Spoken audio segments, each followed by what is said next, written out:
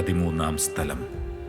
മിശിഹായുടെ തിരുശരീരം മാതാവിൻ്റെ മടിയിൽ കിടത്തുന്നു.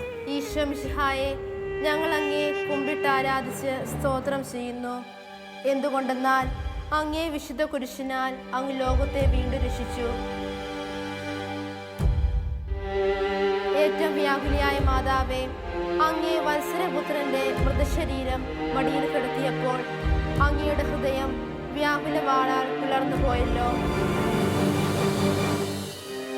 ഗാഗുൽത്തായിലെ ബലിവേദിയിൽ ദുസ്സഹമായ വേദന അനുഭവിച്ചുകൊണ്ട് മനുഷ്യവർഗത്തിന്റെ മാതാവായി തീർന്ന അങ്ങയെ ഞങ്ങൾ വാഴ്ത്തുന്നു. പീഡിതരുടെ ആശ്വാസമായ അങ്ങയെ ഞങ്ങൾക്ക് മാതാവായി തന്ന മിശിഹായെ ഞങ്ങൾ സ്തുതിക്കുന്നു.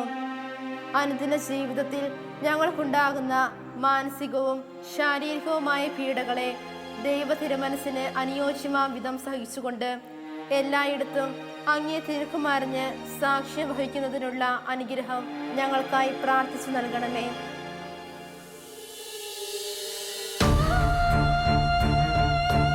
പിയാത്ത, ഗ്രേസ് ഓഫ് സോറോസ്.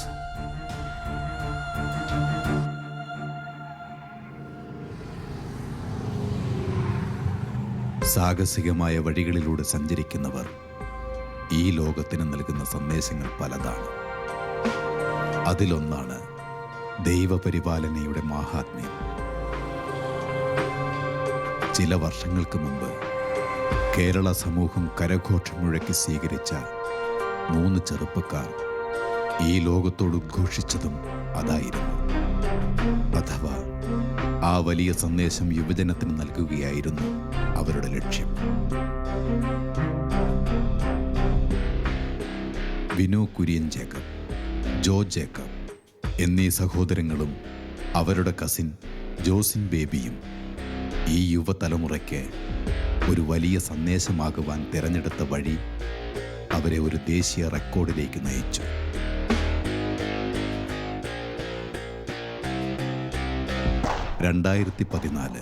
ഒക്ടോബറിൽ കാശ്മീർ മുതൽ കന്യാകുമാരി വരെയുള്ള 3888 കിലോമീറ്റർ കേവലം 53 മണിക്കൂറുകൾ കൊണ്ട് എത്തിച്ചേർന്നാണ് അവർ തങ്ങളുടെ ലക്ഷ്യം കൈവരിച്ചത്.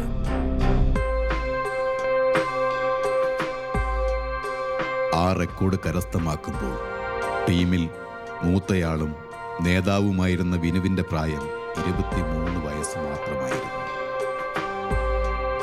ജീവിത വിജയത്തിനും ലക്ഷ്യപ്രാപ്തിക്കുമായി വ്യത്യസ്ത മാർഗങ്ങൾ തിരഞ്ഞെടുക്കുവാനും ദൈവപരിപാലനയിൽ ആശ്രയിക്കുവാനും കേരള സമൂഹത്തെ പ്രചോദിപ്പിക്കുന്നതായിരുന്നു അവരുടെ നേട്ടം.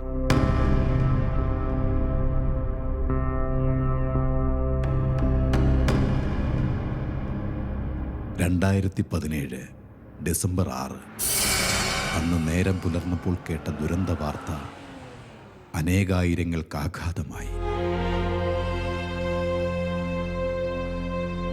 വേഗത കൊണ്ട് ലോകം കീഴടക്കിയ, നാടിനും വീടിനും അഭിമാനമായി തീർന്ന വിനു കുര്യൻ സ്വന്തം നാട്ടിൽ വെച്ചുണ്ടായ അപകടത്തിൽ കൊല്ലപ്പെട്ട വാർത്തയായിരുന്നു അത്.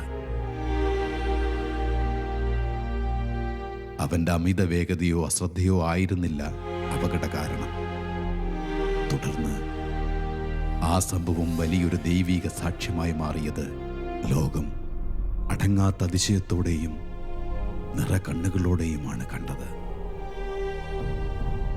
കാൽവരി മലയിലെ കുരിശിൽ നിന്നിറക്കിയ മിശിഹായുടെ തിരുശരീരം മടിയിൽ കിടത്തിയ മാതാവിനെ ഈ ലോകം ഒരിക്കൽ കൂടി കണ്ടു.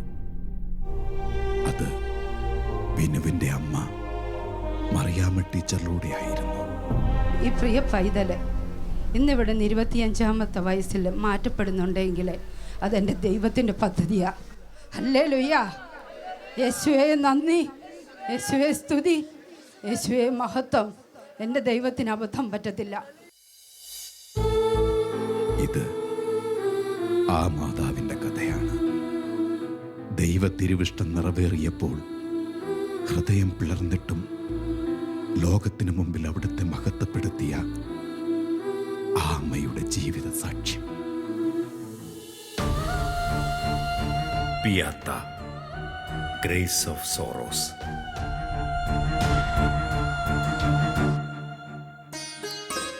തിരുവല്ലയ്ക്കടുത്ത് കുറ്റൂരിലാണ് നെടുന്തറ താഴ്ചയിൽ സാബുവിൻ്റെ ഭവനം. അധ്യാപികയായ ഭാര്യ കൊച്ചുമോൾ എന്നെല്ലാവരും വിളിക്കുന്ന മറിയാമ്മ ടീച്ചർ. അവരുടെ 3 ആൺമക്കളിൽ മൂത്തയാളാണ് വിനു കുര്യൻ. ഉത്കൃഷ്ടമായ ജീവിത മാതൃക കൊണ്ടും ആഴമായ ദൈവവിശ്വാസം കൊണ്ടും ഒരു പ്രദേശം മുഴുവൻ സ്നേഹിക്കുകയും ആദരിക്കുകയും ചെയ്യുന്ന കുടുംബം. വർഷങ്ങളായി വചനപ്രഘോഷകയും എഴുത്തുകാരിയും അനവധി ഭക്തിഗാനങ്ങളുടെ രചയിതാവും കൂടിയാണ് മറിയാമ്മ ടീച്ചർ. മകന്റെ അകാല വിയോഗത്തിന്റെ പശ്ചാത്തലത്തിൽ ആ കുടുംബത്തിന് എന്തുകൊണ്ടിങ്ങനെ സംഭവിച്ചു എന്ന് പലരും ചിന്തിച്ചപ്പോഴും ആ മാതാവ് അവിടെയും ദൈവഹിതം തിരിച്ചറിഞ്ഞു.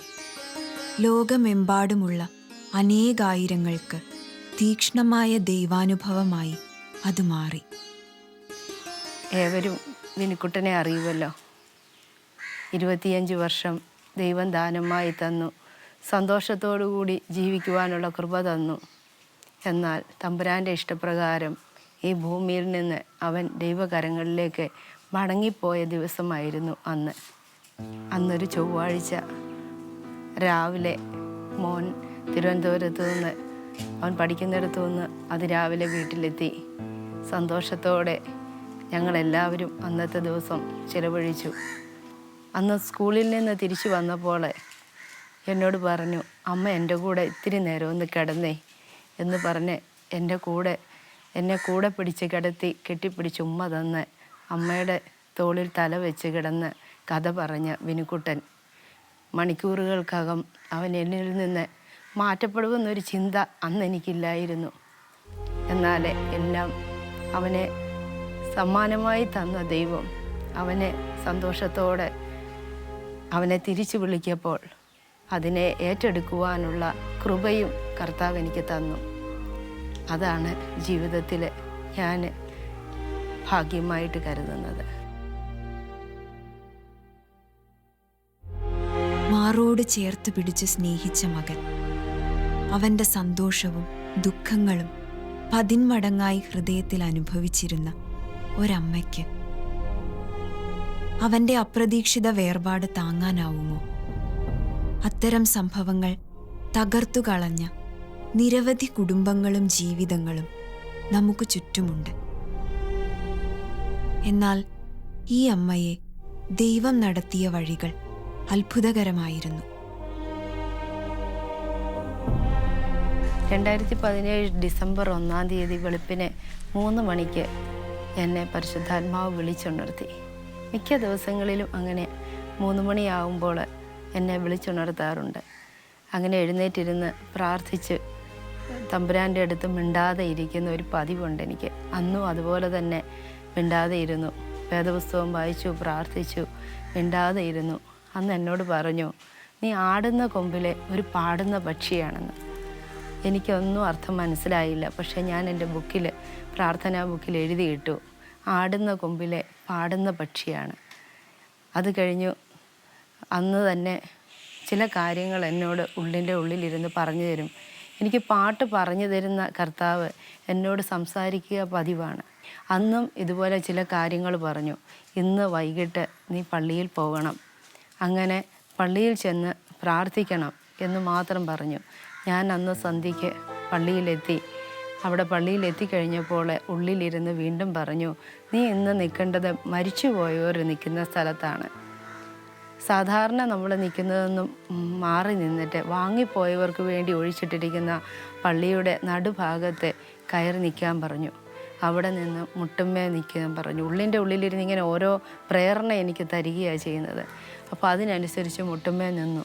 അപ്പോൾ പറഞ്ഞു, 59 പ്രാവശ്യം നന്മ നിറഞ്ഞ മറിയാൻ ചൊല്ലുക. നീ നിന്നെ തന്നെ പൂർണ്ണമായിട്ട് ദൈവകരങ്ങളിലേക്ക് ഏൽപ്പിച്ചു കൊടുക്കാൻ പറഞ്ഞു. അങ്ങനെ ഞാൻ ചൊല്ലാൻ തുടങ്ങി. പക്ഷേ ചൊല്ലിക്കൊണ്ടിരിക്കുമ്പോൾ എന്നോട് പറഞ്ഞു, ഈ 59 പ്രാവശ്യം നീ ചൊല്ലുന്നതിലൂടെ നിൻ്റെ ജഡത്തിലെ എല്ലാ ചിന്തകളും, നീ എല്ലാ സ്നേഹങ്ങളും ബന്ധങ്ങളും എല്ലാ ചിന്തകളും ജഡീക മോഹങ്ങളെല്ലാം ഇവിടെ ഉപേക്ഷിക്കണം.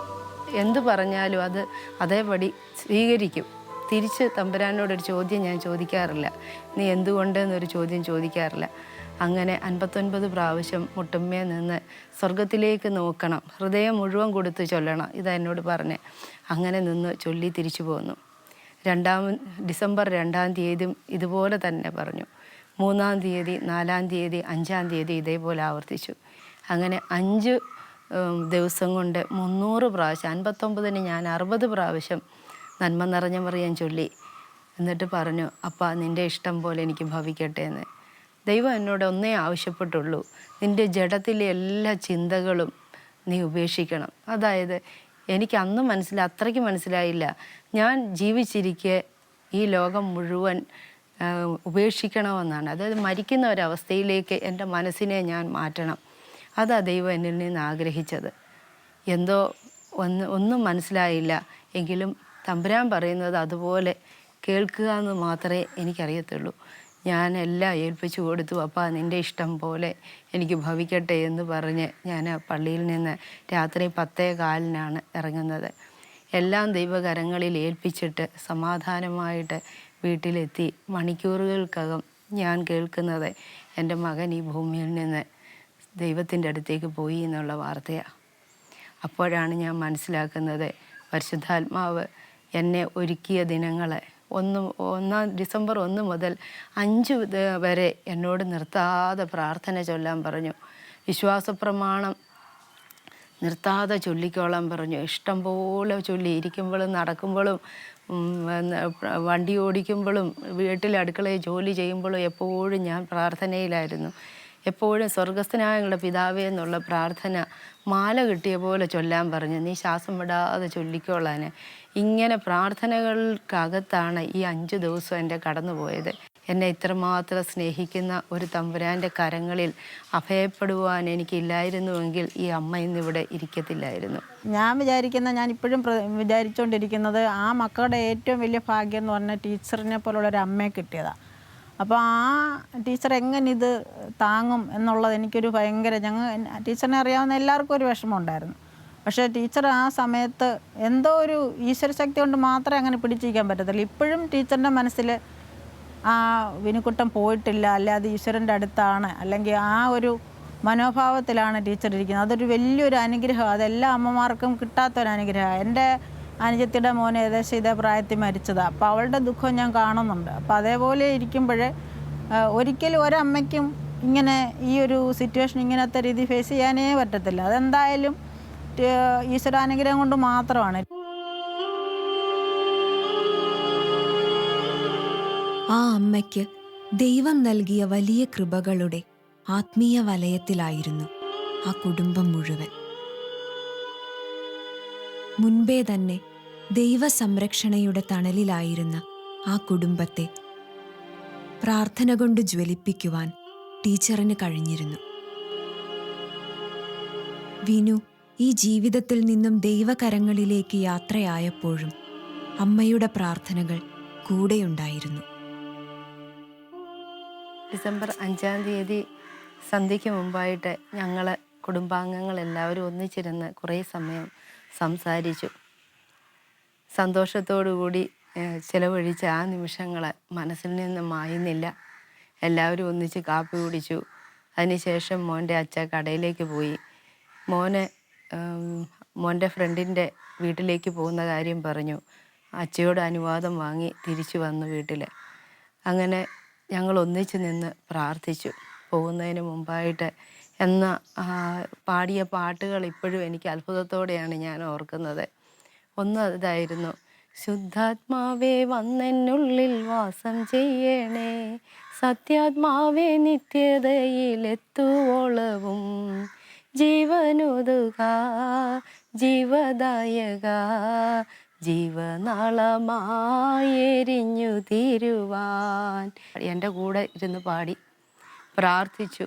മാതാവിനോടുള്ള മധ്യസ്ഥ പ്രാർത്ഥനയും ചൊല്ലിയതിന് ശേഷം അവൻ്റെ അച്ഛ വന്നു, വർത്തമാനം പറഞ്ഞു, ഞാൻ പോകുന്നു എന്ന് പറഞ്ഞ് അങ്ങനെ ഞങ്ങളോട് യാത്ര ചോദിച്ച് ഞങ്ങളുടെ 2 പേരുടെയും മുന്നിൽ നിന്ന് അവൻ ഇറങ്ങി യാത്ര പറയുന്ന രംഗം. അപ്പോൾ സ്കൂട്ടർ മതിയല്ലേ, കാറിന് പോകാൻ പറഞ്ഞു. വേണ്ട അച്ഛ, ഇവിടം വരെ പോയാൽ മതിയല്ലോ എന്നും പറഞ്ഞാൽ പോയത്. അങ്ങനെ പ്രാർത്ഥിച്ച് നമ്മളിൽ നിന്നും പോയ മകനെ അവൻ്റെ സിയോൻ യാത്രയിൽ അവനൊന്നും പേടിക്കാനില്ല എന്ന് പറയുകയായിരുന്നു എന്ന് പിന്നീടാണ് മനസ്സിലായത്. 2017 ഡിസംബർ 5-ാം തീയതി രാത്രിയിലാണത് സംഭവിച്ചത്. സുഹൃത്തിൻ്റെ വിവാഹ സൽക്കാരത്തിൽ പങ്കെടുക്കാൻ പോയ വിനു അതിനിടയിൽ ATM-ൽ പോയി മടങ്ങവെയാണ് അപകടമുണ്ടായത്. അവൻ സഞ്ചരിച്ച സ്കൂട്ടറിൽ ഒരു ടൂറിസ്റ്റ് ബസ് ഇടിക്കുകയായിരുന്നു. അപകട വിവരം അറിഞ്ഞ കുടുംബാംഗങ്ങൾ ആശുപത്രിയിലേക്ക് തിരിച്ചു. നിരന്തരമായ പ്രാർത്ഥനയിലൂടെ ആത്മീയ ശക്തി ആർജിച്ചിരുന്ന ടീച്ചർ ദൈവകൃപയാൽ ഒരവസരത്തിലും സമചിത്തത കൈവെടിഞ്ഞില്ല. കണ്ണീരിനു പകരം ഹൃദയരക്തമൊഴുക്കി പ്രാർത്ഥിക്കുക മാത്രം ചെയ്തു. നമ്മുടെ വീട്ടിലേക്ക് പോലീസ് വിളിച്ചു പറഞ്ഞു ഒരു ആക്സിഡൻ്റ് ആയിട്ടുണ്ട്, മോനെ ഹോസ്പിറ്റലിലോട്ട് കൊണ്ടുപോയിന്ന്. അപ്പോഴും അത് കേട്ട നിമിഷം എൻ്റെ മനസ്സിലൂടെ കടന്നു വന്ന വചനം, ഭയപ്പെടേണ്ട, ഞാൻ നിന്നോട് കൂടെയുണ്ട്, ഭ്രമിച്ചു നോക്കേണ്ട, ഞാൻ നിൻ്റെ ദൈവമാണ്, ഞാൻ നിന്നെ ശക്തീകരിക്കും, ഞാൻ നിന്നെ സഹായിക്കും, നിൻ്റെ നീതിയുള്ള വലം കൈ കൊണ്ട് ഞാൻ നിന്നെ താങ്ങും. ഞാൻ പള്ളിയിൽ നിന്ന് പ്രാർത്ഥിച്ച് പോകുന്നതിൻ്റെ ബാക്കി പ്രാർത്ഥനകൾ അതുപോലെ തുടർന്നു. പ്രാർത്ഥിച്ചുകൊണ്ട് ഹോസ്പിറ്റലിലേക്ക് എത്തി. എൻ്റെ യേശുവേ എന്ന് വിളിച്ചുകൊണ്ടാണ് ഞാൻ മോനെ കാണാനായിട്ട് കയറി ചെല്ലുന്നത്. ചെന്നപ്പോൾ മോനെ നോക്കുന്നതിന് മുമ്പ് ഞാൻ ആദ്യം എൻ്റെ മിഴികൾ സ്വർഗത്തിലേക്ക് ഉയർത്തി. അപ്പാ, അവിടുത്തെ രംഗം കണ്ടപ്പം എനിക്ക് മനസ്സിലായി മോൻ പോയി എന്ന്. ആരും എന്നോടൊന്നും പറഞ്ഞില്ല, പക്ഷേ എനിക്കറിയായിരുന്നു എൻ്റെ ദൈവം അറിയാതെ ഒന്നുമില്ല. ഞാൻ എൻ്റെ മിഴികൾ സ്വർഗത്തിലേക്ക് ഉയർത്തി ചോദിച്ചു, അപ്പാ, നിൻ്റെ തിരുഹിതം നിറവേറിയതാണോ? എനിക്കൊരു ആൻസർ കിട്ടിയാൽ മതി. എന്നെ കാത്തു പരിപാലിച്ച് എൻ്റെ ജീവിതത്തിലെ അത്ഭുതങ്ങൾ നടത്തുന്ന ദൈവം, കാത്തു പരിപാലിച്ച് വലിയ വലിയ അത്ഭുതങ്ങളിലൂടെ കടത്തിവിടുന്ന ദൈവം അറിയാതെ എൻ്റെ തലയിൽ നിന്നൊരു തലമുടി നാര് പോലും ഒഴിയത്തില്ല എന്ന് വിശ്വസിക്കുന്ന എനിക്ക് ദൈവത്തിൻ്റെ ഒരു ഉറപ്പ് കിട്ടണമായിരുന്നു. അതിനാണ് ഞാൻ എൻ്റെ കണ്ണുകൾ സ്വർഗത്തിലേക്ക് ഉയർത്തി ചോദിച്ചു, അപ്പാ, നിൻ്റെ ഇഷ്ടം നിറവേറിയതാണോ? ഞാൻ അവിടെ നിന്ന് സ്തുതിച്ചു പ്രാർത്ഥിച്ചു. ദൈവത്തിനെ മഹത്വപ്പെടുത്തിയിട്ട് മോന് ഉമ്മ കൊടുത്ത് അവിടുന്ന് തിരിച്ചിറങ്ങി വന്ന് വണ്ടിക്കകത്തിരുന്നു.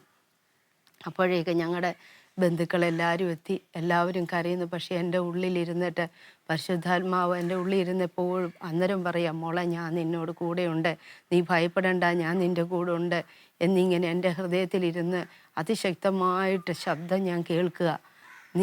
നീ പേടിക്കണ്ട, ഞാൻ നിൻ്റെ കൂടെ ഉണ്ട്, ഞാൻ നിൻ്റെ വലം കൈക്ക് പിടിച്ചിരിക്കുന്നു, നീ ഭയപ്പെടണ്ട എന്ന് എന്നോട് ഓരോ നിമിഷത്തിലും പറയുന്ന ദൈവത്തിൻ്റെ ശബ്ദം ഞാൻ കേൾക്കാൻ തുടങ്ങി. തൂമാനീസ ധ്യാനകേന്ദ്രത്തിൽ ശുശ്രൂഷ നടത്തുമ്പോൾ എനിക്കൊരു മെസ്സേജ് വരികയാണ്. ആ മെസ്സേജ് ഇങ്ങനെയാണ്, ടീച്ചറിൻ്റെ മെസ്സേജായിരുന്നു, അതിരാവിലെയാണ് വന്നത്. എൻ്റെ വിനുക്കുട്ടൻ കർത്താവിൻ്റെ അടുത്തേക്ക് പോയി എന്നുള്ളതായ ഒരു മെസ്സേജാണ് എനിക്ക് കിട്ടുന്നത്. പെട്ടെന്ന് ഞാൻ തരിച്ച് നിന്നു കുറച്ച് സമയം. എന്നിട്ട് ഞാൻ തിരിച്ച് ടീച്ചറിനെ വിളിച്ചു. ടീച്ചർ എന്താണ്? ഇപ്പോൾ പറഞ്ഞു, എൻ്റെ മകൻ ഇന്നലെ രാത്രിയിൽ ആക്സിഡൻറ്റിൽ മരിച്ചുപോയി എന്ന് എന്നോട് പറഞ്ഞു. ഞാൻ കുറച്ച് നേരം മിണ്ടാതിരുന്നു. എന്നിട്ട് ടീച്ചറിനോട്, ടീച്ചറെ, ഇതൊരു വലിയ സഹനമാണ്, ടീച്ചർ ഈശോയെ മറുതലിക്കുമോ? പെട്ടെന്ന് ടീച്ചറിനോട് പറയുകയാണ്, ഒരിക്കലും ഞാൻ എൻ്റെ ഈശോയെ മറുതലിക്കില്ല. എൻ്റെ ജീവിതത്തിൽ ഇങ്ങനെ സംഭവിക്കുന്നെങ്കിൽ ഈശോ അറിയാതെ സംഭവിക്കുകയില്ല. എൻ്റെ ഈശോയ്ക്ക് ഒരിക്കലും തെറ്റുപറ്റുകയില്ല എന്ന് ടീച്ചർ എന്നോട് ആ സമയത്ത് പറയുകയുണ്ടായി.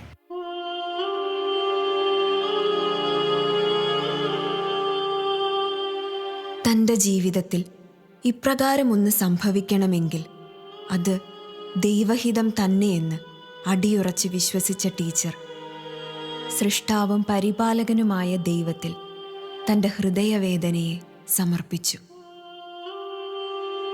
ഏവർക്കും പ്രിയങ്കരനായിരുന്ന ആ മകൻ്റെ അപ്രതീക്ഷിത വിയോഗത്തിൽ തകർന്ന സകലരെയും ആശ്വസിപ്പിക്കാൻ തക്ക ആത്മബലം ദൈവം അവർക്ക് നൽകി. മോനെ മറ്റൊരു ഹോസ്പിറ്റലിലേക്ക് കൊണ്ടുവന്ന് മോർച്ചറിയിലേക്ക് വെക്കാനായിട്ട് തുടങ്ങുക. നമ്മൾ പച്ചയായ ഒരു അമ്മയാണ് അവിടെ ചെല്ലുന്നത്. നമ്മുടെ ജീവിതത്തിൽ ഏറ്റവും തളർന്നു പോകാവുന്ന നിമിഷങ്ങളാണവ.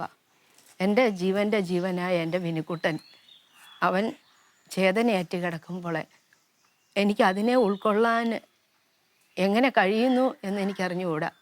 പക്ഷേ എന്നെ പുലർത്തുന്ന ദൈവം, എന്നെ ശക്തനാക്കുന്നവൻ മുഖാന്തരം ഞാൻ സകലത്തിനും മതിയായവന് എന്ന് വചനം എന്നെ ഉറപ്പിക്കുന്നു. എൻ്റെ കൃപ നിനക്ക് മതി. ഇങ്ങനെ വചനത്തിൻ്റെ ഒരു തിരത്തള്ളൽ എൻ്റെ ഹൃദയത്തിലൂടെ കടന്നുപോയി. ഞാനാണ് എൻ്റെ കൂടിയാ വിനുക്കുട്ടൻ, ഞാൻ നിൻ്റെ കൂടെ ഉണ്ട്. ഈ ശബ്ദം ഞാൻ എൻ്റെ ഹൃദയത്തിൽ മുഴങ്ങുന്നത് കേട്ടു.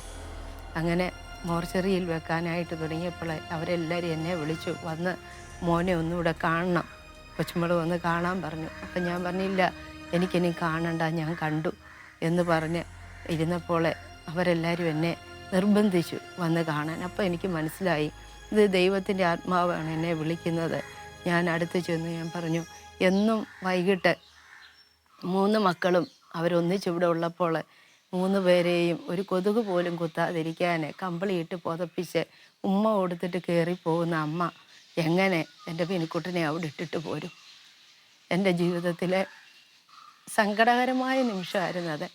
ഞാൻ സ്വർഗത്തിൽ എനിക്ക് നോക്കാൻ ഒരിടമേ ഉള്ളൂ. അതുകൊണ്ട് ഞാൻ ദൈവത്തിങ്കിലേക്ക് നോക്കി. ഞാൻ സാവിച്ചനോട് പറഞ്ഞു, നമുക്ക് പ്രാർത്ഥിച്ച് മോനെ അവിടെ കിടത്തിയിട്ട് വരാം, അല്ലാതെ ഒന്നും ചെയ്യാനില്ല. അങ്ങനെ ഞങ്ങൾ അവിടെ ഞങ്ങളുടെ ബന്ധുക്കളെല്ലാവരും എത്തി. അന്ന് രാത്രി ആയതുകൊണ്ട് പുരോഹിതന്മാരോ ശുശ്രൂഷകരോ സുവിശേഷകരോ ആരും ഞങ്ങളുടെ കൂടെ ഇല്ലായിരുന്നു. അതുകൊണ്ട് ഞാൻ തന്നെ പ്രാർത്ഥിച്ചു, ദൈവമേ, അറിഞ്ഞോ അറിയാതെയോ ഞങ്ങളുടെ പൈതൽ എന്തെങ്കിലും തെറ്റ് നിൻ്റെ മുമ്പാകെ ചെയ്തിട്ടുണ്ടെങ്കിൽ അതിനെ ഈ അമ്മ മാപ്പ് ചോദിക്കുന്നതെന്ന് പറഞ്ഞ് ദൈവകരങ്ങളിൽ അവനെ ഏൽപ്പിച്ചു. നീ രണ്ടാമത് വരുമ്പോൾ നീ ഞങ്ങളൊന്നിച്ച് നിന്നെ സ്തുതിക്കുവാനും ഞങ്ങളൊന്നിച്ച് ചേർന്ന് നിന്നെ മഹത്വപ്പെടുത്തുവാനും നീ ഭാഗ്യം തരണേ എന്ന് പ്രാർത്ഥിച്ചുകൊണ്ട് പരിശുദ്ധ അമ്മയുടെ മധ്യസ്ഥതയിൽ, ശുദ്ധിമാന്മാരുടെ ശുദ്ധിമതികളുടെ മധ്യസ്ഥതയിൽ അഭയപ്പെട്ടുകൊണ്ട് ഞങ്ങൾ പ്രാർത്ഥിച്ച് അവിടെ മോനെ കിടത്തിയിട്ട് പോന്നു. വിനുവിൻ്റെ മരണത്തിൽ കാണുന്നതായ ഏറ്റവും ശ്രേഷ്ഠതയും എന്ന് പറയുന്നത് ആ കുടുംബാംഗങ്ങൾ, പ്രത്യേകിച്ച് ആ മാതാവ് ആ യാഥാർത്ഥ്യത്തെ അംഗീകരിച്ചുകൊണ്ട് അവിടുത്തെ ദൈവിക പദ്ധതിയെ തിരിച്ചറിഞ്ഞ് യോബിനുണ്ടായ അതേ ഒരു പ്രത്യാശയിൽ നിന്നുകൊണ്ട് പ്രത്യാശയോടെ ആ മരണത്തെ കാണുവാനും ആ മകനെ ആ പ്രത്യാശയോട് തന്നെ യാത്ര അയക്കുവാനും കഴിഞ്ഞു എന്നുള്ളതാണ്. പിയാത്ത, ഗ്രേസ് ഓഫ് സോറോസ്.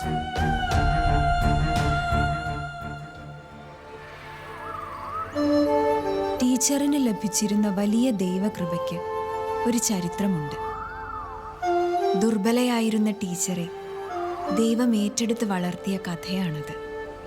ആത്മീയ ജീവിതത്തിനും വ്യക്തിത്വ രൂപീകരണത്തിനും അടിത്തറ പാകിയ തൻ്റെ പിതാവിൻ്റെ വേർപാടിൽ മനം നൊന്ത് ദൈവതിരുമുൻപിൽ കണ്ണീരൊഴുക്കിയ ആ മകളെ ദൈവപിതാവ് ഏറ്റെടുക്കുകയായിരുന്നു.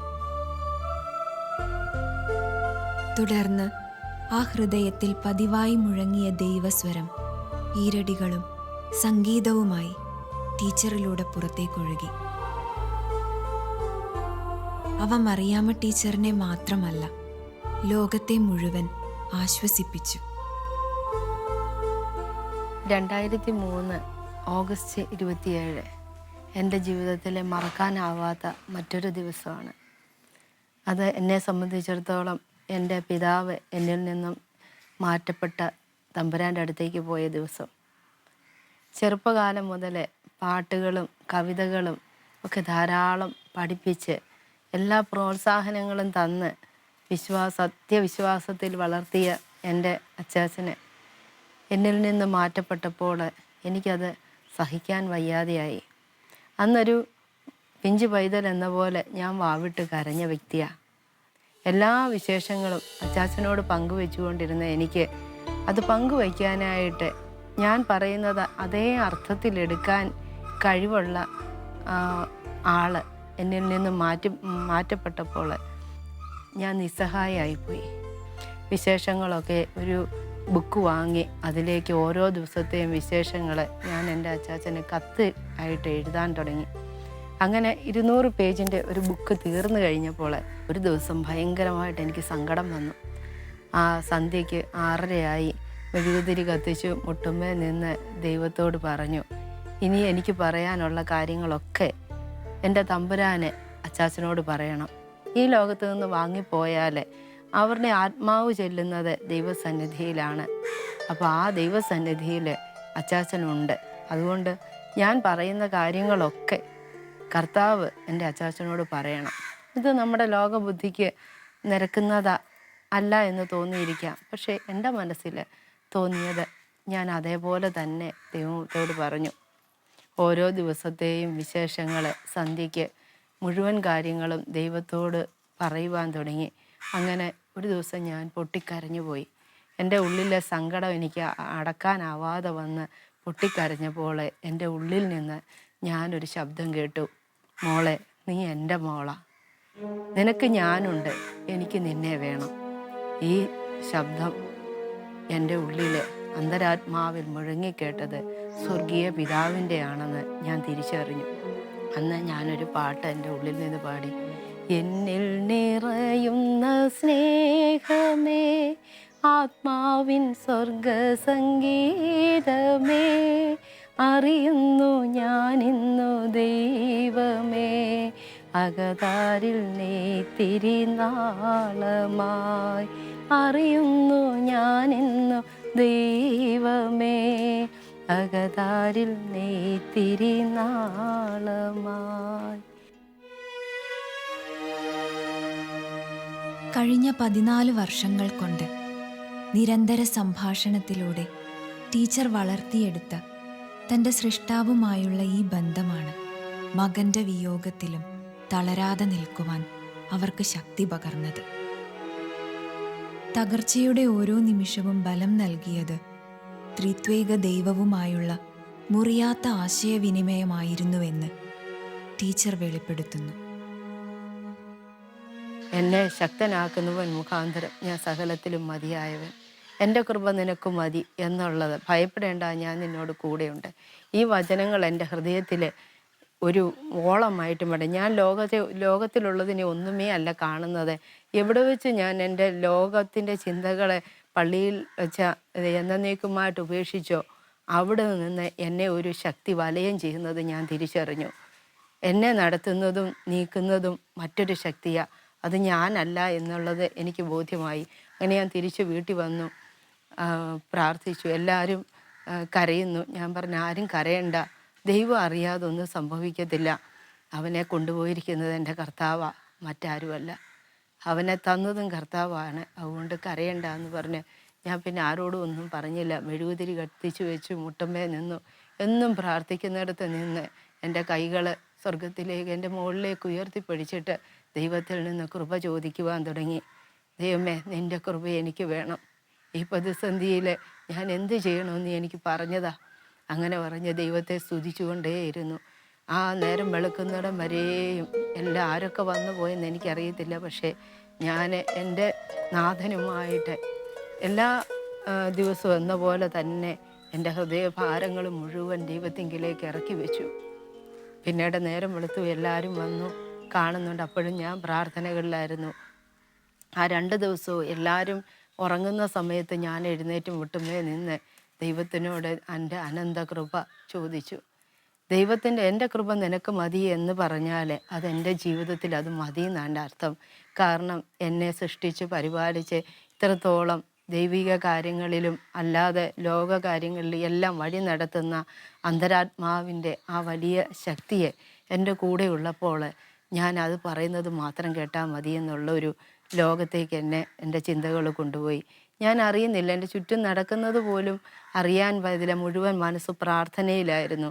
എല്ലാവരും കാണുന്നുണ്ടെങ്കിൽ പോലും മിനുക്കുട്ടൻ ഈ ലോകത്തു നിന്ന് മാറ്റപ്പെട്ടു പോയി എന്ന് ചിന്തിക്കുന്നതിനുപരിയായിട്ട് അവൻ ദൈവകരങ്ങളിലാണ്. ദൈവത്തെ സ്തുതിക്കുന്ന മാലാഖമാരോടൊപ്പം നിന്ന് കുരുത്തോലയും വേണ്ടി ദൈവത്തെ സ്തുതിക്കുന്നത് കാണുന്ന ഒരു ഉള്ളിൻ്റെ ഉള്ളിൽ ഞാൻ കാണുന്ന ഒരു സ്ഥിതിവിശേഷം എൻ്റെ ഉള്ളിലായി.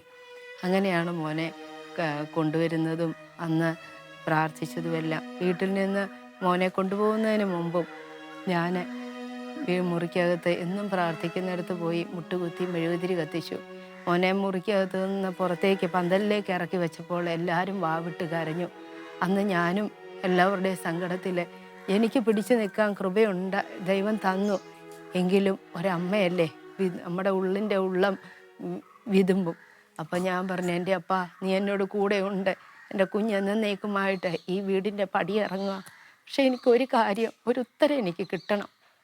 നീ ഇങ്ങനെ ഈ ഭൂമിയിൽ എൻ്റെ ജീവിതത്തിൽ സംഭവിച്ചുവെങ്കിൽ അതിനൊരു ലക്ഷ്യമുണ്ട്. അല്ലാതെ നീ ഒരിക്കലും എന്നെ വേദനിപ്പിക്കാനായിട്ട് അങ്ങനെ ചെയ്യത്തില്ല. കാരണം എന്നെ ഇത്രയും സ്നേഹിച്ച് എൻ്റെ ജീവിതത്തിൽ ഓരോ നിമിഷവും എന്നോടൊപ്പം എൻ്റെ പൊന്നുമോളെ എന്നും പറഞ്ഞ് എൻ്റെ കൂട്ടിരിക്കുന്ന കർത്താവ് എനിക്ക് വേദനിക്കുന്ന ഒന്ന് ചെയ്യുമെന്ന് എനിക്ക് ചിന്തിക്കാൻ പറ്റില്ല. പക്ഷേ അങ്ങനെ എനിക്ക് വേദനയാണെങ്കിൽ പോലും അങ്ങനെ ഒരു സംഭവം ഉണ്ടാകണമെങ്കിൽ എൻ്റെ ദൈവത്തിന് വ്യക്തമായ ഒരു ഉദ്ദേശമുണ്ടെന്ന് എനിക്ക് മനസ്സിലായി. ഞാൻ അന്ന് മെഴുകുതിരി കത്തിച്ച് വെച്ച് പ്രാർത്ഥിച്ചു. മോനെ എല്ലാവരും പുറത്തേക്ക് പന്തലിൽ കൊണ്ട് കിടത്തി. ഞാൻ ഇറങ്ങിയില്ല. ഞാൻ അങ്ങനെ പ്രാർത്ഥിക്കുമ്പോഴേയും പറഞ്ഞു, അപ്പാ നിൻ്റെ ഉദ്ദേശം എനിക്ക് വെളിപ്പെടുത്തിത്താ. അങ്ങനെ പ്രാർത്ഥിച്ച് ഞാൻ ബൈബിൾ എടുക്കുമ്പോൾ എനിക്ക് ഏത് ചോദ്യത്തിനും ഉത്തരം വചനത്തിലൂടെ തരുന്ന കർത്താവ് എനിക്ക് തന്ന മറുപടി ഇതാണ്. യെശയ്യാ പ്രവചനം 61 അധ്യായം. എളിയവരോട് സദ്വർത്തമാനം ഘോഷിപ്പാൻ യഹോവ എന്നെ അഭിഷേകം ചെയ്തിരിക്കൊണ്ട് യഹോവയായ കർത്താവിൻ്റെ ആത്മാവ് എൻ്റെ മേലിരിക്കുന്നു. ഹൃദയം തകർന്നവരെ മുറികെട്ടുവാനും തടവുകാർക്ക് വിടുതലും ബദ്ധന്മാർക്ക് സ്വാതന്ത്ര്യം അറിയിപ്പാനും യഹോവയുടെ പ്രസാദ വർഷവും നമ്മുടെ ദൈവത്തിൻ്റെ പ്രതികാര ദിവസവും പ്രസിദ്ധമാക്കുവാനും ദുഃഖിതന്മാരെയൊക്കെ ആശ്വസിപ്പിപ്പാനും സിയോനിലെ ദുഃഖിതന്മാർക്ക് വെണ്ണീറിന് പകരം അലങ്കാരമാലയും ദുഃഖത്തിന് പകരം ആനന്ദ തൈലവും വിഷണ്ണ മനസ്സിന് പകരം സ്തുതി എന്ന മേലാടയും കൊടുപ്പാനും അവൻ എന്നെ അയച്ചിരിക്കുന്നു എന്നുള്ള വചനം കിട്ടി. അപ്പോഴെനിക്ക് മനസ്സിലായി ഇതിൻ്റെ പിന്നിൽ ദൈവത്തിന് വലിയൊരു ഉദ്ദേശമുണ്ട്. അതെന്താണെന്നോ ഒന്നും ഇല്ലെങ്കിലും എനിക്ക് കിട്ടിയ ഉത്തരത്തിൽ ഞാൻ സംതൃപ്തയായിട്ട് പുറത്തു വന്നു. അങ്ങനെ മോനെ വിടുന്നു. എൻ്റെ ഉള്ളം എപ്പോഴും പ്രാർത്ഥനയില്ല. ഞാനിവിടെ ഇരിക്കുന്നുണ്ടെങ്കിലും സർവ്വശക്തിയുള്ള പിതാവായ ആകാശത്തിൻ്റെയും ഭൂമിയുടെയും കാണപ്പെടുന്നവയും കാണപ്പെടാത്തതുമായ സകലത്തിൻ്റെയും സൃഷ്ടിതാവായ സത്യമുള്ള ഏക ദൈവത്തിൽ ഞങ്ങൾ വിശ്വസിക്കുന്നു എന്നുള്ള വിശ്വാസ പ്രമാണം ഏറ്റു ചൊല്ലുകയായിരുന്നു എൻ്റെ മനസ്സ് മുഴുവൻ. അതുപോലെ തന്നെ സ്വർഗസ്ഥനായ ഞങ്ങളുടെ പിതാവേ എന്നുള്ള പ്രാർത്ഥനയും പരിശുദ്ധ അമ്മയുടെ സഹനത്തിൻ്റെ വഴികൾ എൻ്റെ മനസ്സിലൂടെ കടന്നുപോയി. ഞാൻ പരിശുദ്ധ അമ്മയോട് പറഞ്ഞു, എൻ്റെ അമ്മേ, നിൻ്റെ മകൻ്റെ കബറടക്ക ശുശ്രൂഷയിൽ നീ പങ്കെടുത്തതല്ലേ, നീ എങ്ങനെ അത് സഹിച്ചു നിന്നു? എന്നാൽ എൻ്റെ ഈ കൊച്ചു ജീവിതത്തിൽ എനിക്കും അതേ സാഹചര്യം എൻ്റെ ദൈവം അനുവദിച്ചു തന്നുവെങ്കിൽ എനിക്ക് നിൽക്കാനുള്ള കൃപ തരണം. പരിശുദ്ധ അമ്മ ആ കൃപ എനിക്ക് തരണം. അമ്മയ്ക്കറിയാമല്ലോ ഒരമ്മയുടെ വേദന. അങ്ങനെ പരിശുദ്ധ അമ്മയോട് മധ്യസ്ഥത യാചിച്ചുകൊണ്ട് ഞാൻ അവിടെ ഇരുന്നു. അപ്പോൾ എൻ്റെ മോൻ്റെ പപ്പ പറഞ്ഞിരുന്നു, നീ ഒരു 2 വാക്ക് പള്ളിയിൽ ചെല്ലുമ്പം എല്ലാവർക്കും നന്ദി പറയണം. വന്ന് നമ്മളെ അറിയാവുന്നതും നമ്മളെ പ്രിയപ്പെട്ടവരെല്ലാം ദൂരെ നിന്നും ചാരത്ത് നിന്നും അറിയുന്ന എല്ലാവരും പുരോഹിതന്മാർ, ശ്രേഷ്ഠാചാര്യന്മാർ, നമ്മുടെ കൂട്ടുകാരൻ, മക്കളുടെ കൂട്ടിൽ നിന്ന് വേണ്ട നമ്മളെ സ്നേഹിക്കുന്നവരെല്ലാം അന്ന് മുതൽ ഞങ്ങൾക്ക് വേണ്ടി പ്രാർത്ഥനയും അതുപോലെ തന്നെ ഇവിടെ കടന്നു വരികയും ഞങ്ങളെ ആശ്വസിപ്പിക്കുകയും ചെയ്യുന്നുണ്ട്. അപ്പം അവർക്കെല്ലാം ഒരു നന്ദി നീ പറയണമെന്ന് പറഞ്ഞ് എനിക്ക് പറയാൻ വയ്യ, അതുകൊണ്ട് നീ പറയണമെന്ന് ഞാൻ പറഞ്ഞു. ശരി, ഞാൻ പറയാൻ സാധിച്ചാൽ, പക്ഷേ ഞാനൊന്നും പ്രിപ്പയർ ചെയ്യത്തില്ല. ദൈവത്തിൻ്റെ പരിശുദ്ധാത്മാവ് എനിക്ക് എന്ത് തരുന്നോ അന്നേരം ഞാനത് പറയാം എന്ന് പറഞ്ഞ് ഞാൻ വന്നതാണ്. പക്ഷേ അത് പള്ളിയിൽ ചെല്ലുമ്പം പറയാനാണ് ഇരുന്നത്, ഒരു നന്ദി വാക്ക് പറയാനായിട്ട് ഒടുവിൽ. എന്നാൽ ഇവിടെ വീട്ടിൽ തന്നെ മോൻ്റെ സംസ്കാര ശുശ്രൂഷയ്ക്ക് തൊട്ട് മുമ്പ് എൻ്റെ ഹൃദയത്തിലിരുന്ന് പരിശുദ്ധാത്മാവ് പറയുവാനായിട്ട് മറുപടി ഒരു നന്ദി വാക്ക് പറയുവാൻ ഇവിടെ വെച്ച് തന്നെ ആവശ്യപ്പെട്ടു. അങ്ങനെയാണ് ഞാൻ മൈക്ക് കൈ വാങ്ങിക്കുന്നത്. പ്രിയപ്പെട്ടവരെ, ഈ കള്ളക്കുട്ടന് ഈ വീടിൻ്റെ മുറ്റത്തൂടെ എന്നെ ഒത്തിരി ഓടിച്ച് കളിപ്പിച്ചതാ. പിടിക്കാൻ അമ്മയ്ക്ക് പിടി തരാതെ മുറ്റം വഴി എന്നെ വട്ടത്തിൽ ഓടിച്ചു. ഇന്ന് ജീവിതത്തിൽ ദൈവത്തിൻ്റെ ഇഷ്ടപ്രകാരം അവൻ മുന്നേ പോവാ. അതിനാരും സങ്കടപ്പെടേണ്ട. അതെൻ്റെ കർത്താവിൻ്റെ ഇഷ്ടമാണ്. അവനറിഞ്ഞിട്ടല്ലാതെ തലയിൽ നിന്നൊരു തലമുടി നാര് പൊഴിയത്തില്ല എന്നാണ് വചനം പറയുന്നത്. എങ്കിൽ ഈ പ്രിയ പൈതൽ ഇന്നിവിടെ 25ാമത്തെ വയസ്സിൽ മാറ്റപ്പെടുന്നുണ്ടെങ്കിൽ അതെൻ്റെ ദൈവത്തിൻ്റെ പദ്ധതിയാണ്. ഹല്ലേലൂയ. യേശുവേ നന്ദി, യേശുവേ സ്തുതി, യേശുവേ മഹത്വം.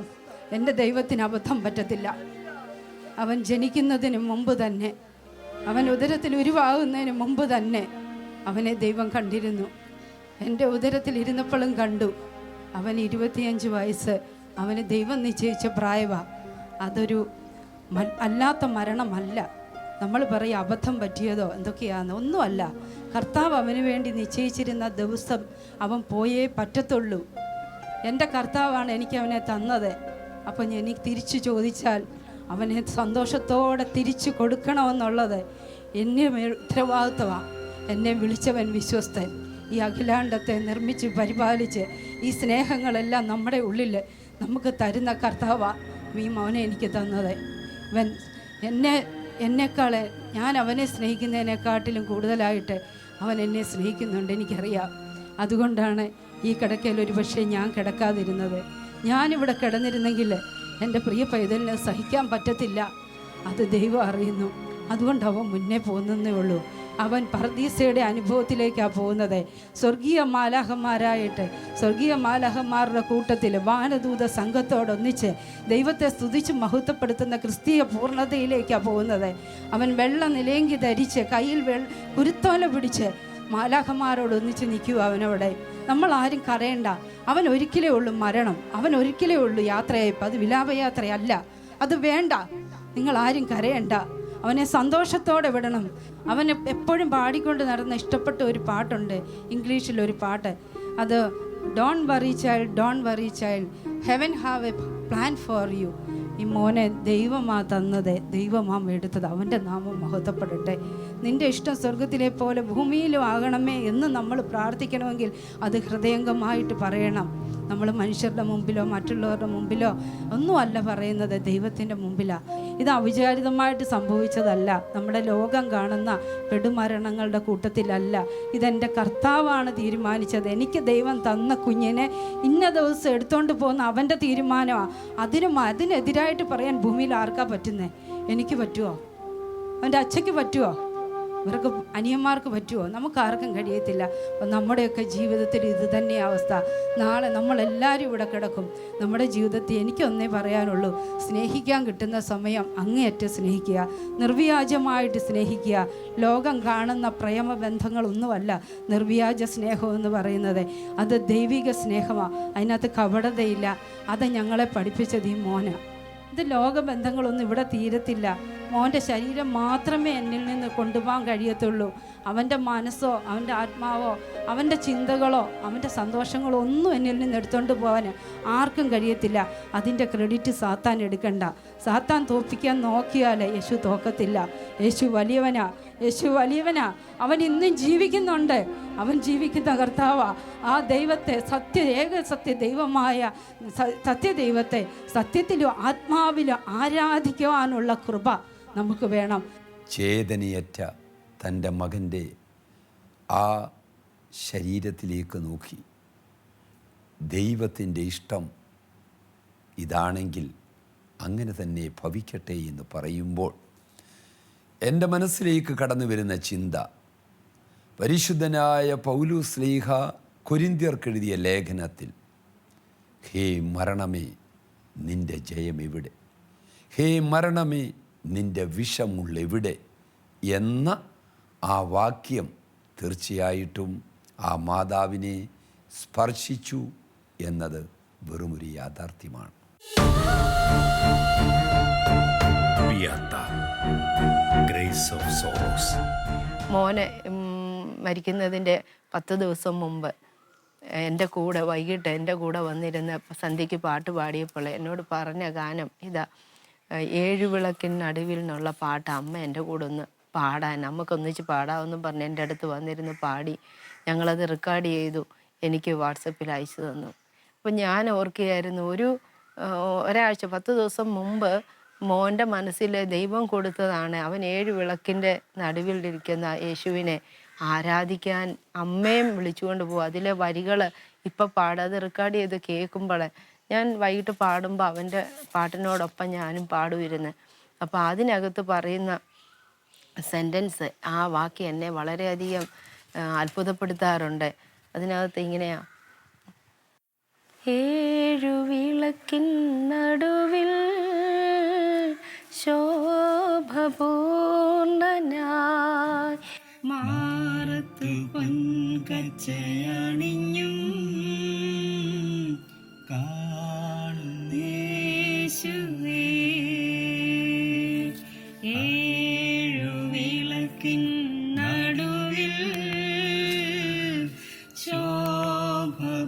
പൂർണ്ണനായി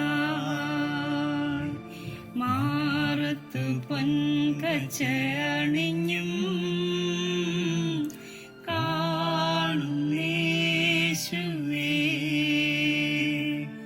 അതിൽ മോൻ പാടുന്ന ആ സൗണ്ട് കേൾക്കുമ്പോൾ അവൻ്റെ ഹൃദയം തുറന്ന് പാടുകയാന്ന ഒരു ഫീലാണ് എനിക്ക് വരുന്നത്.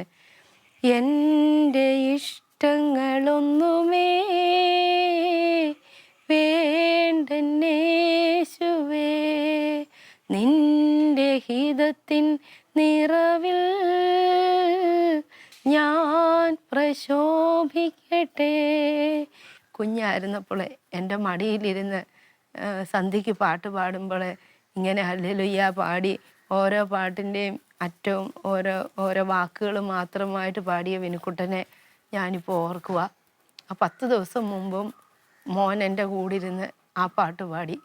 അങ്ങനെ ഹല്ലേലൂയയും പാട്ടുകളും അത് അവൻ്റെ ജീവനായിരുന്നു. എപ്പോഴും ഓരോ പാട്ട് പാടിച്ച് റെക്കോർഡ് ചെയ്ത് വെച്ച് കേൾക്കുന്ന ഒരു സ്വഭാവം അവനുണ്ട്. അപ്പം ഞാൻ ഇന്ന് മനസ്സിലോർക്കുക, ഇന്ന് വരെ അവനെ ആ ദിവസം വരെ നടത്തിയ ദൈവത്തിന് അവൻ നന്ദി പറയാൻ എൻ്റെ ഉള്ളിൽ അടങ്ങാത്ത ആ ഒരു ശക്തിയെ ഞാൻ പാടിപ്പുകഴ്ത്തുന്നു എന്നവൻ പാടുന്ന ഒരു മനസ്സ് ഞാൻ കണ്ടു. അപ്പോൾ ദൈവം അറിയാതെ നമ്മുടെ ജീവിതത്തിൽ ഒന്നും സംഭവിക്കത്തില്ല.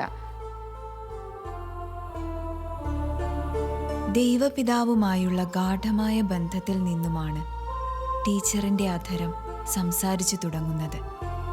അതാകട്ടെ ആഴമുള്ള പ്രാർത്ഥനാ മണിക്കൂറുകളിലൂടെയാണ് ടീച്ചർ നേടിയെടുത്തിട്ടുള്ളത്. എല്ലാ ചോദ്യങ്ങൾക്കും ഉത്തരവും എല്ലാ ജീവിത സമസ്യകൾക്കുമുള്ള വിശദീകരണവും ഹൃദയത്തിലിരുന്ന് വിശദീകരിച്ചു നൽകുന്ന ദൈവം ഗാനങ്ങളിലൂടെ വലിയ ബോധ്യങ്ങൾ നൽകുന്നു. ഒട്ടേറെ ഗാനങ്ങൾ ഇതിനകം ടീച്ചറിന് ലഭിച്ചിട്ടുണ്ട്. അവയിൽ പലതിനുമുള്ള പ്രവചന സ്വഭാവം നമ്മെയും അതിശയിപ്പിക്കും. ഇപ്പോഴത്തെ സാഹചര്യങ്ങൾക്ക് അനുയോജ്യമായ ഒരു പ്രാർത്ഥനാഗീതം ദൈവം ടീച്ചറിന് നൽകിയത് 4 വർഷം മുൻപാണ്. നൊമ്പരങ്ങൾക്കാ നന്ദി ചൊല്ലുവാൻ നല്ല നാഥനെ കൃപ ചൊരിയണേ, നിൻഹിതമെന്ന ചിന്തയേകി നീ നൊമ്പരങ്ങളെ നന്മയാക്കണേ. വിനുക്കുട്ടനും ഏറ്റവും ഇഷ്ടപ്പെട്ടിരുന്ന പാട്ടാണ്. ഇന്ന് 2013 എഴുതിയ പാട്ട്. ഈ പാട്ടിൻ്റെ രാഗം ഏതെന്ന് ചോദിച്ചാൽ എനിക്കിപ്പോഴും അറിഞ്ഞുകൂടാ. എനിക്ക് സംഗീതം അറിയാത്തതുകൊണ്ടല്ല. പക്ഷേ ഈ ഒരു പാട്ട് എഴുതി ഇതിനെ മനോഹരമായി ട്യൂൺ ചെയ്ത് എന്നെക്കൊണ്ട് പാടിക്കുന്ന ആ ദൈവത്തെയാണ് എനിക്കിന്ന് ലോകത്തിന് കാഴ്ചവെക്കാനുള്ളത്.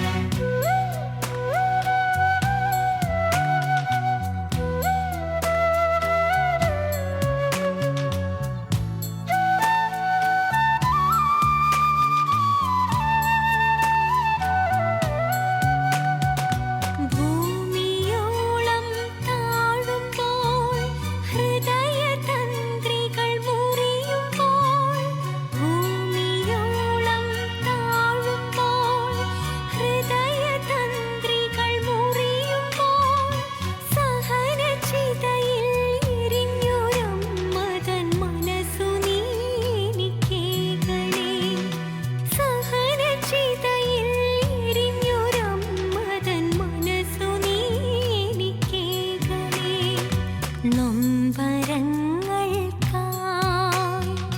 നന്ദി ചൊല്ലുവാൻ നല്ല നാഥനേ കൃപ ചൊരിയണേ.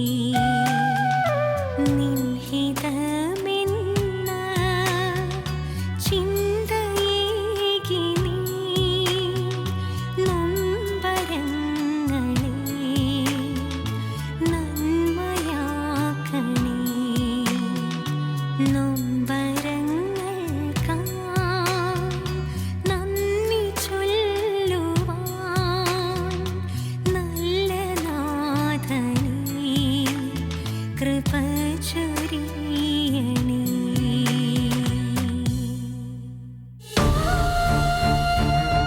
Beata, Grace of Sorrows.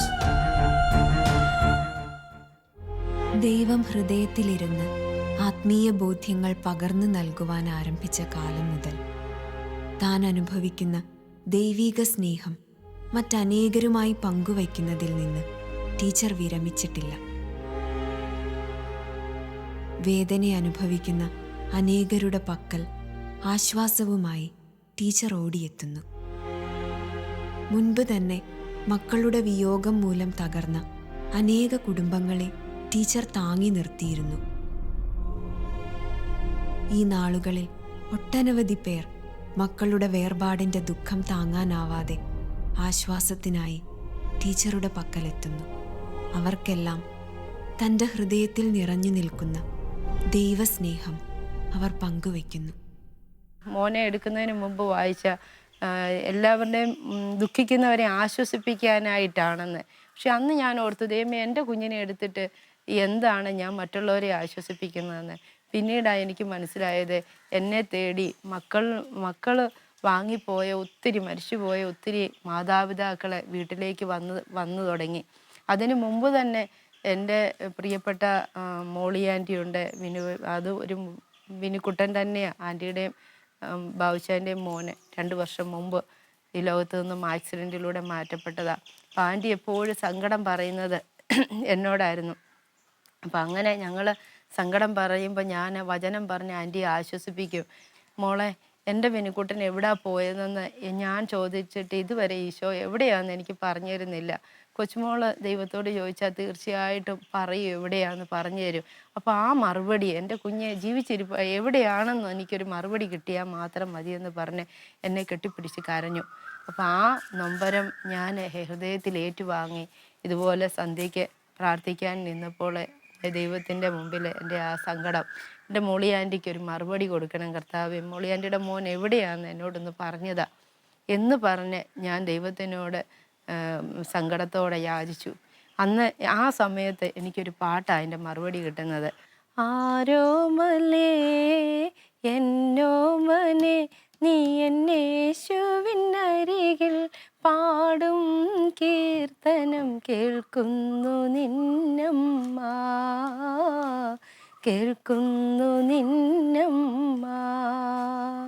Zion നഗരിയിൽ എത്തിടും വേളയിൽ പാട്ടുകളേകിടാൻ വന്നിടുമോ? സിയോൻ നഗരിയിൽ എത്തിടും വേളയിൽ പാട്ടുകളേകിടാൻ വന്നിടുമോ? നിന്നോടൊന്നായി ചേർന്നിരുന്ന് കർത്തനെ വാഴ്ത്തി ഞാൻ പാടിടുമേ. നിന്നോടൊന്നായി ചേർന്നിരുന്ന് കർത്തനെ വാഴ്ത്തി ഞാൻ പാടിടുമേ. ഞാൻ ഈ പാട്ട് റെക്കോർഡ് ചെയ്ത് ആൻറ്റിക്ക് അയച്ചു കൊടുത്തു. അങ്ങനെ 51 കുടുംബം, 51 മക്കൾ, ഓരോ കുടുംബത്തിൽ നിന്ന് ഓരോ മക്കൾ വീതം നഷ്ടപ്പെട്ട ഒരു വാട്സാപ്പ് ഗ്രൂപ്പുണ്ട്. അവർ എല്ലാവരും ചേർന്ന് ഈ പാട്ട് ആ ഗ്രൂപ്പിൽ ഇന്ന് കേട്ടുകൊണ്ടിരിക്കുന്നു. അവരെയൊക്കെ ബ്ലെസ്ഡ് ഫാമിലി എന്ന ഗ്രൂപ്പിൽ അവർക്ക് അനുഗ്രഹമായിട്ട് ഇന്ന് ഈ പാട്ട് മാറി. എന്നാൽ 2 വർഷത്തിന് ശേഷം ഞാനും ആ കുടുംബത്തിലെ ഒരു അംഗമായി തീരണമെന്നുള്ളത് ദൈവനിശ്ചയമായിരുന്നു. ഇന്ന് ആ പാട്ട് എനിക്ക് ബലം നൽകിയ എൻ്റെ വിനുക്കുട്ടൻ എവിടെ? അവൻ ദൈവത്തോടൊന്നിച്ച്, മാലാഹന്മാരോടൊന്നിച്ച്, അവർ മീട്ടുന്ന തമ്പുരുവിനൊന്നിച്ച് പാട്ട് പാടുക, അതുകൊണ്ട് അവൻ്റെ അമ്മ ഭൂമിയിലിരുന്ന് ദൈവത്തെ ആരാധിക്കുന്നു.